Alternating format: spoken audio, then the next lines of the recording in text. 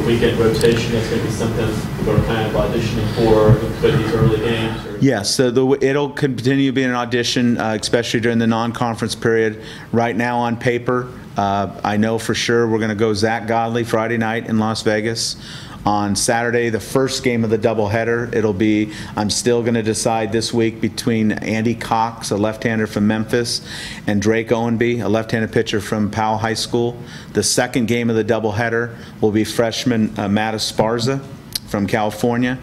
And the Sunday game of the series will be Aaron Quillen from Dobbins-Bennett. So senior and the choices of 3 out of 4 freshmen to decide the rest of the rotation. Aside from Zach Godley, I think we all know what the numbers kind of speak for themselves with what he's done. But what can you tell us about some of those freshmen behind him? I mean, these guys are going to get throwing a lot of innings for you this year. Well, Andy Cox and Drake Owenby are 2 left-handed pitchers that I think have bright futures. Drake Owenby had a lot of success at Powell High School, had a little bit of a soreness in the fall where we kind of shut him down, and now he's come back. It's about him getting acclimated to going out there once a week and getting his innings in and getting more into the flow. Andy Cox is a young man that from early on I thought had a lot of promise. His Achilles heel is the command in the strike zone day in and day out, but he's got good enough stuff, and I've seen huge strides with that. Matt Esparza has been probably one of our most consistent freshmen throughout all the fall and the early winter workouts of throwing strikes and competing. He'll throw anywhere from 86 to 88. He's got a very good change and really competes.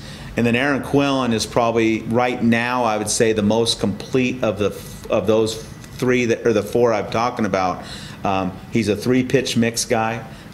Throws strikes, got a really good curveball and an outstanding change. And I've been around a lot of pitchers like Aaron, and if you could be a 3-pitch mix guy in the strike zone, you can win a lot of baseball games.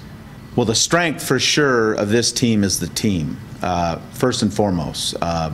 I don't think there's one guy that you can say is the superstar that we're looking to. You could look to some guys that have played and have done it already. But I think what the community in East Tennessee is going to see is different guys popping up at different times that are leading us to victory. But the strength of it is the team, and I'd say the infield defense has shown us consistency. That's going to be important. I'd say if there's one part of this team and it's my part that I coach, we're going to need to grow up in a hurry, especially on the mound. They're going to have to realize that the game hasn't changed, and throwing strikes going to have to be at a premium. We're going to have to play special defense behind them. I don't think this is a team that we're going to be able to allow a team to have 4 outs in an inning and be able to get away unscathed. But I also have a lot of confidence that the pitching staff is going to be very green, but I think it's going to continue to grow as long as they can take the jabs along the way and not get knocked down.